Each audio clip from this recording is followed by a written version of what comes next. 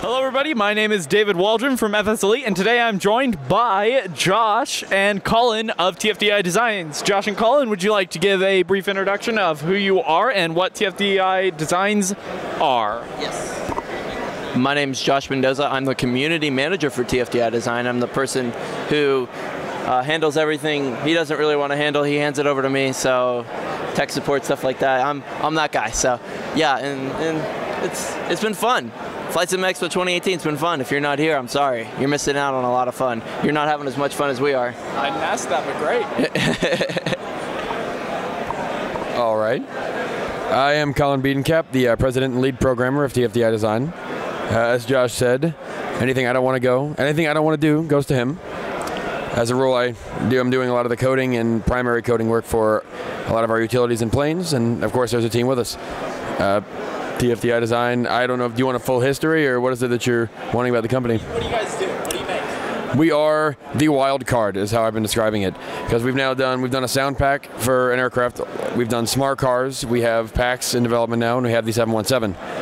So we're kind of, we've also got True Glass and Real Light, which are commercially available. So we've got kind of a whole slew of different sections of things to do. So tell you what, that fits kind of nicely before we start with the questions that I had planned. Can you talk to us a little bit about, now with PMDG's global flight operations, where smart cars stands right now, and what your plans for the future of smart cars are? Do you want to take that? Sure. Okay. As you can imagine, it was a little bit of a curveball yesterday. We weren't aware what their announcements were going to be until they had said it. So being that they are looking to do something so global and integrated with VAs, and they have that kind of a plan already, I would definitely think it's something we would like to see if we can work with them on and make that part of the infrastructure. The last thing I want to do is see it compete and divide the market at all. So hopefully that's something we make a native experience if they're willing to do that, which so far it seems optimistic. I don't think it's been said anywhere yet, or there isn't an official thing out there. So I don't know when you guys are getting this video out. If by the time you guys get this video out, we are working with PMDG directly, and the 717 will be a Tier 1 aircraft for anyone who is familiar with the tier system for GFO. So it's definitely you're gonna have all that fun stuff to do as well. Yeah. So kind of feeding off of that with kind of the future of flight sims, PMDG is also obviously kind of pushing it in the direction of putting everybody in like VAs and sharing airplanes. I want to ask you guys how you see the future of flight sim. What in the next year, in your opinion, is going to be like the biggest advancement that you foresee coming? Well, we've already made the biggest advancement. We released the balsa plane. So that's, I would say, I mean, a lightweight plane with literally no bugs. Interview's over. That's all you need to know. Balsa X, free to download. That's it. We're done. And here I am trying to make sure I give the perfect answer to everything. But in reality, I think we've seen a lot of cool things already at the show that could definitely be the contenders for the biggest advancement in the next year. We definitely have Cosford coming up in October or so, and we never know what's going to be brought out there. I like to think that we see a wide resurgence of the fact that we're going to look back at the rain effects, bring those in. I know with 2017 we announced those, and we've already had a few developers bring it into their aircraft. But that would be nice to see, and just a slow migration over to doing more modern technologies, upgrading old aircraft, because there's a lot of great aircraft out there that don't necessarily they're no worse or anything like that. They just need an upgrade. They need to look nicer, you know, have that upgrade of aesthetic and all those new features. I know one plane that could use a very an aesthetic upgrade. I do know of one. What is it? I think it's. Does it start with MD? I think it does. I think it's like the cool kids call it like an E170. Oh, E170.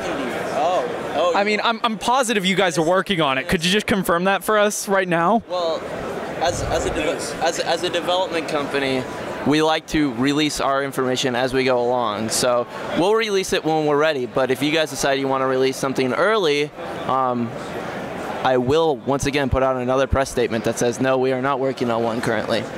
No E170. We got to focus on our 717. We're gonna hit 717 day, and then we got the PAX tool, which is pretty incredible. Yeah. Can you give me a little bit of your opinion of kind of what you've said about what the biggest advancement you think will be in the coming year? Can you tell us what the biggest advancement you've seen is in this past year, as it relates to simulators as a whole? It doesn't have to be related to anything you make, but just in the world of simulation. I think it's a really hard question to answer because it comes back to what your focus is. If you're somebody that's a really big, commercial airliner fan and that's your thing, anything to do with the commercial aviation world is going to be something more relevant to you. If you're the GA pilot or the more scenic pilot, a lot of the scenery advancements, we've been getting a lot of new things recently. There's new scenery tools coming out. Rex just announced something, I think it was yesterday morning, for their whole new weather systems. There's a lot coming through that way. I think ultimately, though, we are starting to see more of a community start to form and a little more working together, and that's something I really think is nice to see. We're starting to see companies partnering up and working with each other to create better things, and that I think is probably the best advancement we're going to see and have seen so far. We've actually heard that from almost all of the developers that we've talked to about how community is growing, and that's probably the biggest aspect of what they've seen coming and what has been feeding into Flight Sim. So that's cool that a lot of the developers feel about on the same page. So I want to cover a little bit more. These are just vague questions. I want to talk a little bit more about TFDi. You guys just announced at the show PAX, which is what looks to be basically like FS passengers on steroids, turned up to 11. So could you tell us a little bit about what led to that idea? So PAX, to respond to the FS passengers turned up, it is and it isn't. FS passengers and PAX they have some overlap, but the main goal of PAX is to give you that true simulation of the onboard experience. It is not an economy system or anything like that, and there's still room for other utilities there. The main thing PAX started from was while we were creating the 717 and doing our test flights, and just over the last couple of years, when you're flying an airliner all by yourself, you're not in shared cockpit, you're just flying either off of ATSIM, or even if you are and there's no ATC, it feels alone, it feels empty. If you roll the plane over, as long as you don't crash, nobody's going to say anything, and it's really not going to matter. So one of the things we wanted to do with PAX was add that accountability, in that sense of there is a purpose to this. I'm doing something. People are going somewhere. I need to not behave like that, because that was something I really missed, not using any tool like that, and it's something I think could add a lot. On top of that, we also started thinking about ways to improve the way that that's been done previously. The first one was the dynamic announcements. PAX actually lets you hear the flight attendant talk about your flight to you. So you'll hear, welcome aboard flight 2115 with service to New York. You'll actually hear all that. It'll say times, temperatures, what it'll be will vary, but those sorts of things will be there. And even if you do the same flight 6 times, it could sound different all 6 times. There's variations, little nuances, the occasional joke might get thrown in. So that takes away that whole aspect of it feeling monotonous and computerized. And then there is actually, of course, the per-passenger AI simulation. So as opposed to just a general, they're happy or sad, your passengers are actually uniquely simulated. They all have a reason for being there, age, name, gender, all that. They have special flags. Are they av geeks? Are they nervous flyers? Are they drinkers? Whatever it is, they have all of that applied to them, and that will factor into how they feel about the flight and what they will do, how they'll react to different events, if there'll be a problem, if they won't. And that's all factored in. But then the coolest part, I think, and the one that's most out of left field, you can actually make verbal PA announcements to your passengers. So you can actually queue up your mic and say, ladies and gentlemen, due to some unforeseen issues with the aircraft, we're not going to be taking off a little bit. We're a bit behind schedule. They will hear that. You will see them become frustrated. It will extend your estimated time of departure, and now that has adjusted your whole flight, which of course now gives you the opportunity to make it up, and they'll be happy that you made it up. But you can do that, and you can talk to them throughout the flight. If it's 2 in the morning and you wake them up to say hi, it may frustrate them that you said nothing of use at 2 in the morning. So that adds a whole new layer to interacting with your passengers. I mean, you just dropped a whole lot of really cool information on me. So I wanna kind of go through what you just said piece by piece and ask questions about each bit of that. The first thing that you mentioned, you brought shared cockpit into the equation. Is your passenger experience going to be transmitted to your shared cockpit partner? Are you going to have the same passengers, or is it synced up, basically? That's definitely something that we've already looked into. Exactly what we're going to do as far as taking that to that level, I can't say with absolute confidence.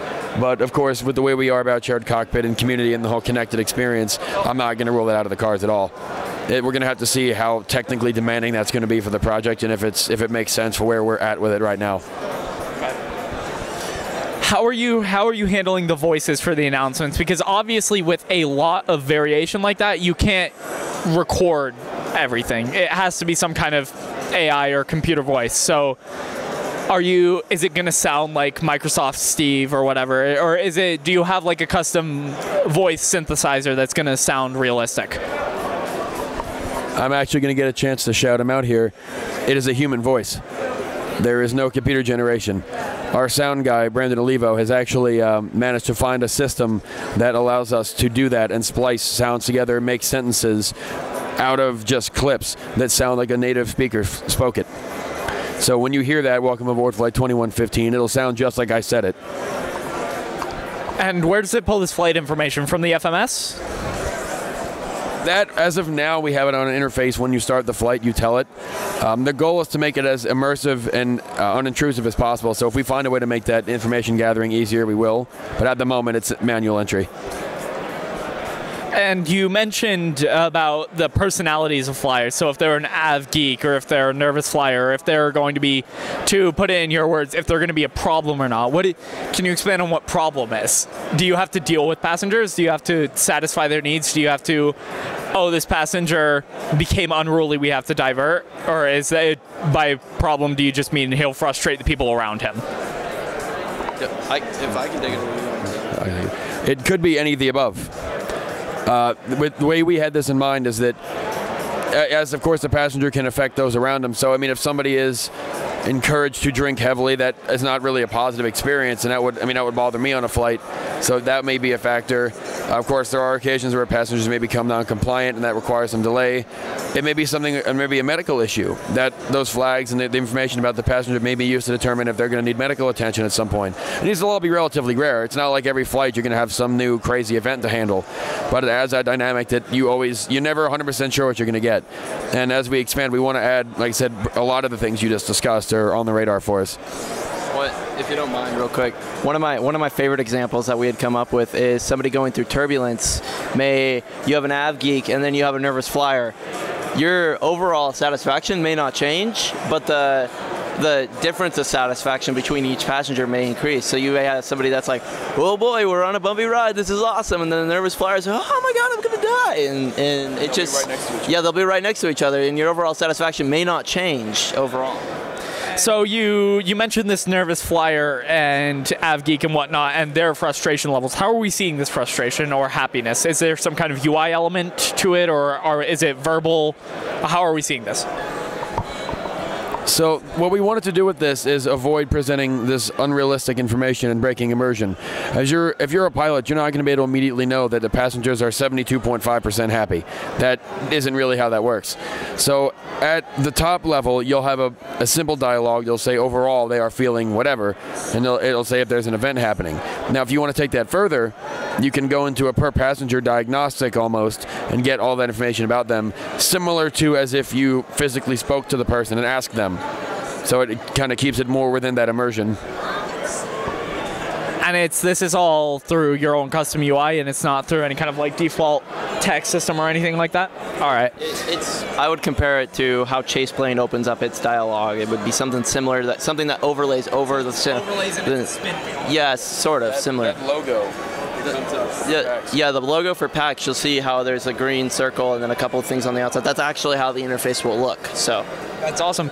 And you mentioned waking them up at 2 a.m. I'm assuming that's never going to happen in the 717. So that kind of implies, is this technology available for other developers to take advantage of? Yes. It's actually a retail product. It doesn't require integration directly with the aircraft. You'll be able to purchase this as a consumer and use it on any plane. We do want to work with third-party developers to get tighter integration, i.e. having lights come on when the PA is in use, or being able to queue up the mic through the audio control panel, but that's not a requirement to use it with the plane.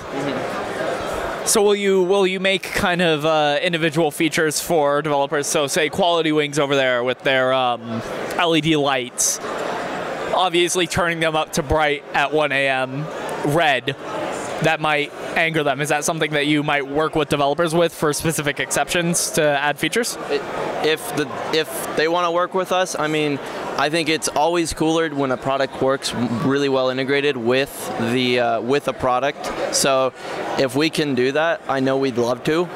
But you never know. If the community wants it and if they're willing to work with us, we're definitely open to the idea. That is really awesome. That's really cool. That is, yeah. I'll admit, I didn't really kind of have high hopes for that. So that's what he was talking about with the wheel. So it's kind of like Chase Plane where it opens, I guess. Now, there you go. Verbally address your passengers. Is that like an FS to crew style thing where you talk, but you have to use a very specific syntax for them to understand, or? No, the vocal control, we actually have a system that we've been able to test somewhere else prior. It has a whole system that detects key phrases. So instead of listening for, ladies and gentlemen, we are behind schedule, it's listening for hot keys or hot words like behind schedule, problem, weather, wind, something like that. So you can sit there and do a whole 2-minute presentation. As long as it heard the keywords it's looking for, it will honor it. So the goal, and what it'll do is it'll actually fill out a menu that you can then confirm before it does it. So if it did mishear you, you don't accidentally tell your passengers you have an engine problem instead of a delay. So you have a chance to step in the middle there. That is really cool. So this interview is running a little bit long, so I kind of want to quick fire through some questions. 717 version 1.1, you guys are redoing the model, is that correct?